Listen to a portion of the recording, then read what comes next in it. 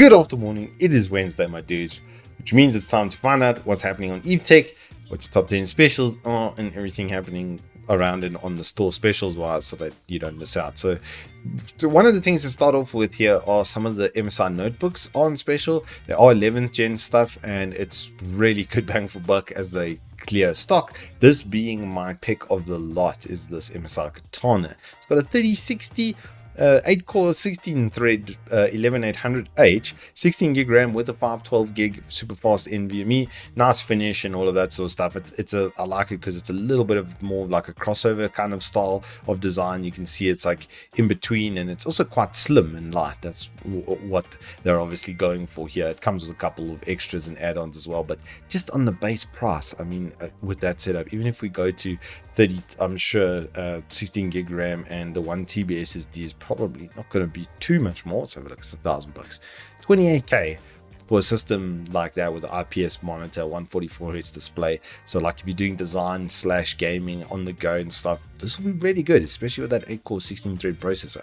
There are other units as well. Like I said, this was just my pick of the ones that were available here. I just really like this one. I thought that the price versus performance was good, but there's 15s and a couple of others. So if you need to know more, just click on the banner when you see it. But starting off with the honorable mentions, this is just a really cool little product. Is this A-Data QI charger for $180. It's basically what you pay for a normal charger these days. It is 10 watt instead of 15, so it is going to charge a little bit slower, but the fact of the matter is it's a wireless charger, so you literally just have this sitting on your desk and you put your phone on top of it. So the convenience is really nice. 10 watts, yeah, sure, it's not 15, and I get that, but it's QR certified, $180.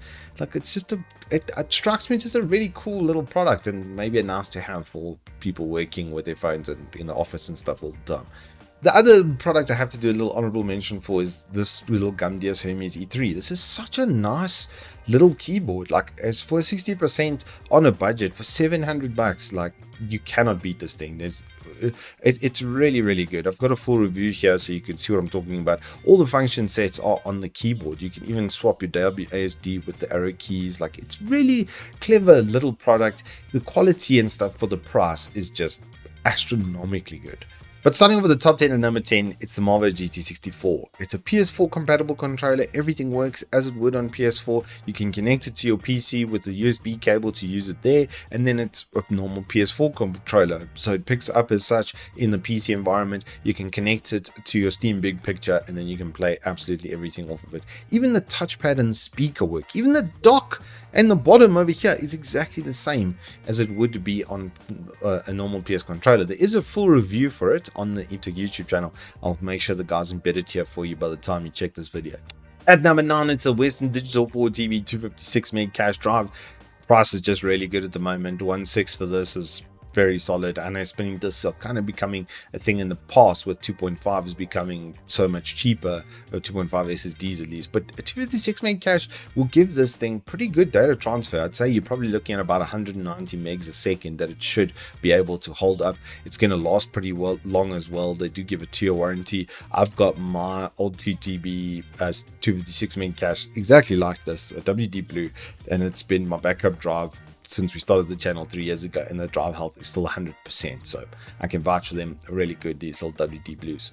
At number 8, it's something that's viciously underrated, is Arozzi's Verona chair. This little Enzo is like really good. It's very simplistic and straightforward, but it's like just a really good quality, like it's like a macro made good quality chairs, like macro chairs. This is what they would be basically. It's a fixed back design, so it just tilts back and forward. The ergonomics and the comfort and stuff on this are really good. At 2,600 Rand, this is like the last version of this sort of chair you would probably ever have to buy. I'm literally in a Arozzi Toretta better part of the last 18 months, and it's exactly as it was the first day I got it. At number 7, it's literally the exact wheel that I make driving content with. This thing is sick for the money. It's this specific one is a little bit cooler because they've done better arrangement with the buttons, as you can see around like the thumb areas and stuff, compared to the T150. I much prefer this layout. The flappy pedals are aluminium as well, just feels really robust, and the pedals are great. Like, and I smashed this thing when I played those. Once again, there is a review. I will make sure that it's connected to that so you can see everything, because I did it in conjunction with Arozzi's Velocita frame, and I've still got the setup, and I still use it occasionally to make content here and there, or when I'm reviewing a wheel. Then this is like my baseline for wheels, and normally these are closer to $5,000. So seeing it at 4K, like, if you are into something and you're looking and getting into it like more seriously, this is a really good option. At number 6, it's something I've just reviewed. This G435 full review here for you, but basically in a nutshell, it's wireless 2.4 gigahertz with USB on PC, Bluetooth with everything else. The range is absolutely fantastic. It's ultra light. Battery life was very good. It was actually better than what they had quoted. They say 18 hours. I was leaning more towards 2021 in usage. It's really, really solid, this thing, and it's super, super light, comfortable. Build quality is decent. The only thing on this is the microphone is not fantastic. It's a chat mic. It's one of these built-in ones. It doesn't boom out, so it's picking up jawbone like sort of vibration is mostly what it's doing. And there is a secondary one to help with noise cancelling and stuff. It's average. It's average at best. At number 5, it's Dell's new 24 165 Hz curved 1080p premium 3-year advanced exchange service. So they've put it on this one as well, which is kind of what attracted me to it, because that warranty is ridiculously good. But yeah, it should be pretty damn good, because it's got AMD FreeSync as well, that controller in there, which is a nice little upgrade. It's, you know, default, it's their standard layouts. What, two HDMIs, display ports, audio pass through. Like, it's a really no frills no fuss kind of product, but the price spurs performance here with that 3-year advanced exchange. If you don't know about that, basically, even if you get one stuck pixel, they'll exchange the panel. No other manufacturer does that. Coming in just ahead of the number 4, it's LG's new VA 165Hz 1440p 32-inch monitor for 6,800 Rand. It's really, really good value. Only 2-year warranty, which is a step back from them. Normally they do a 3-year, which is the only thing that I can really see off the face of it that's presenting a little bit less value. The HDR10 is superfluous. I mean, it doesn't really work, to be honest. It's like a bit of a marketing jargon at this point. 1 millisecond response time, true 1 millisecond on a VA is nice, because it's going to reduce smearing and that sort of stuff, which VAs do tend to do in high contrast environments. That being said, they do get much better contrast than IPSs. I know, owning an Alienware 240 IPS and the Dell VA, the VAs just get way better contrast. So this should be pretty damn good, because LG has always had really good contrast. Even their TNs have much better contrast response than anybody else's TN, really. So a VA from LG is very promising thereon, and this feels like a crossover panel between design and gaming, which is nice. Flat, I think I would have preferred curved, honestly. Once you go 32, just having like even $1,000 curve is just really nice to have. At number 3, kind of with number 2 as well, it's AMD's RX 6600 series. These right now are the best price versus performance new GPUs. I see guys on Carb paying ridiculous amounts of money for second-hand GPUs that aren't as good as these. These are brand new out the box, never been used by anybody else, still have their warranty. Anytime a product reaches the end of its warranty life cycle, it's worth less than half of what you paid for. That's my general sort of slide rule on like second-hand parts. So those cards that are, I mean, guys are buying 1070s for $6,500. This thumps a 1070 and it's 1,500 and more. And equally, the 6600 XT, this thumps a 2070 Super. It's slightly faster than it on average by about 7% or something like that.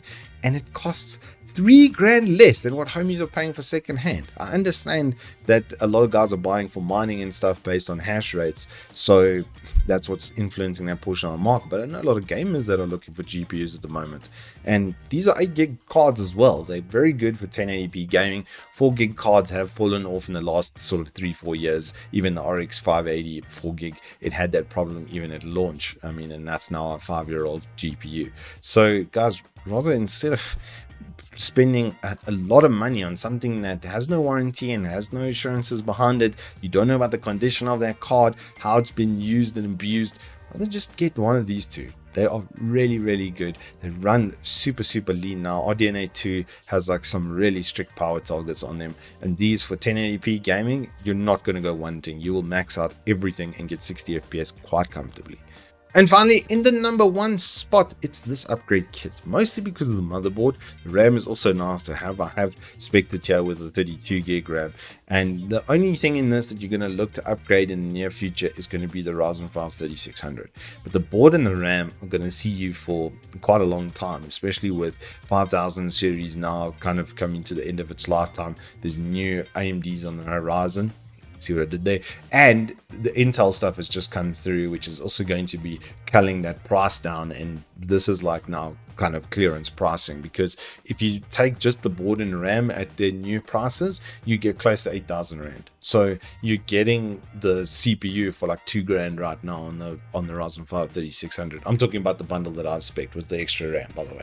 So if you look at it from that perspective, you can resell that processor in the second-hand market in South Africa. It'll still have full warranty of its 3 years. Maybe you use it for 6 months to a year, and then you get yourself a 5000 series processor. Then you're really styling. Then there's literally no bottlenecks. You can also get 12 core. You can do whatever you want because it's an X570 board, because it's Asus.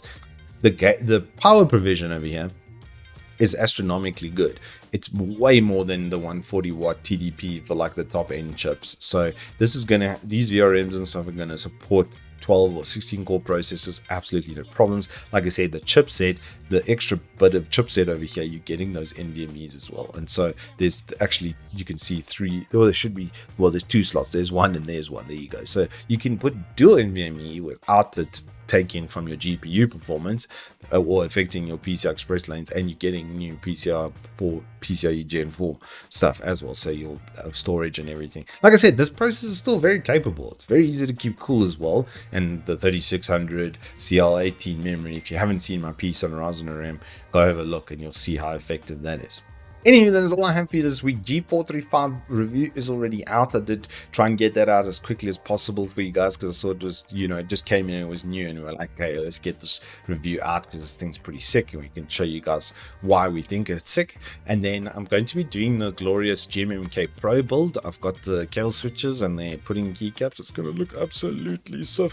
And I've got the Shroud Edition Logitech mouse. So I've already done a normal G Pro, so I'm going to see what's really different with that. I think it's literally just branding, but I'm going to have another go with the Shroud, with the Logitech G Pro, and that'll be the week. And then next week we'll have that Dell G15 ready for you. I've started benchmarking it today, and it's looking very, very promising.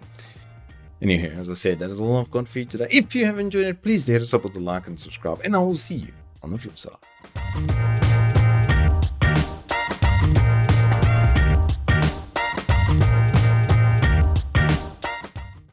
I mustn't shake my desk because then the camera is shaking. I apologize.